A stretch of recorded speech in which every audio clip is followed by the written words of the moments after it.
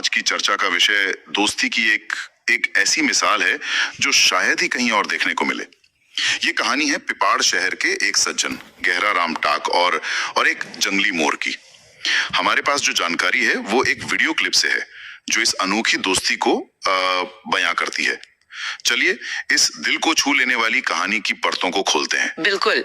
और यहाँ दिलचस्प बात यह है कि ये कहानी सिर्फ एक इंसान और एक जानवर के लगाव तक सीमित नहीं है। हाँ, ये वफादारी, भावना और उस जुड़ाव पर भी रोशनी डालती है जो भाषा और प्रजाति की सीमाओं से भी परे होता है। बिल्कुल सही कहा। तो कहानी शुरू होती है गहरा राम जी और उस मोर के रोज के साथ से।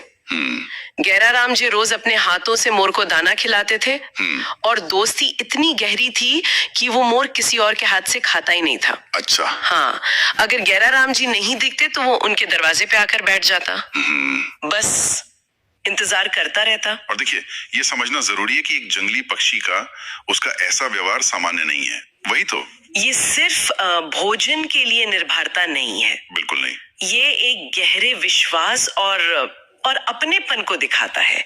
मुझे लगता है यही इस कहानी की नींव है। लेकिन यहीं से कहानी एक बहुत ही भावुक मोड़ लेती है।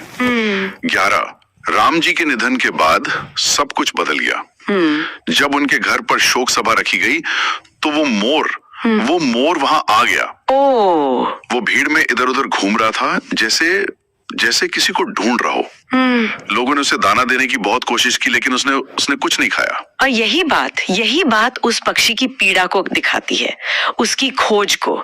हम इसे इंसानी शब्दों में दुख कह सकते हैं। सही बात है। उसका खाना मना कर देना और अपने दोस्त को खोजना, ये उस गहरे बंधन का सबूत है जो टूट गया था। वहां जो लोग मौजूद थे उनके लिए ये एक अविश्वसनीय और बहुत मार्मिक दृश्य रहा होगा। फिर जो हुआ उसने तो मतलब सबकी आंखें नम कर दी।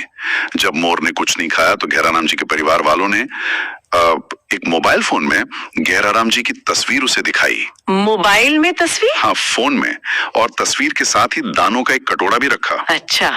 मोर ने मोबाइल में तस्वीर देखी और फिर उसने दाना चुगना शुरू कर दिया। कमाल है। अगर हम इसे एक बड़े नजरिए से देखें तो ये क्षण बहुत कुछ कहता है। हाँ, जैसे क्या उसने तस्वीर को पहचाना होगा? यही सवाल है, क्या उस मोर ने तस्वीर को पहचाना या उस जानी पहचानी छवि ने उसे किसी तरह का सुकून दिया? वजह जो भी हो, ये घटना हमें जानवरों की भावनात्मक दुनिया और उनकी याददाश्त के बारे में सोचने पर मजबूर करती है। तो कुल मिलाकर ये कहानी एक ऐसी वफादारी की है जो आज के जमाने में इंसानों के बीच भी मुश्किल से मिलती है।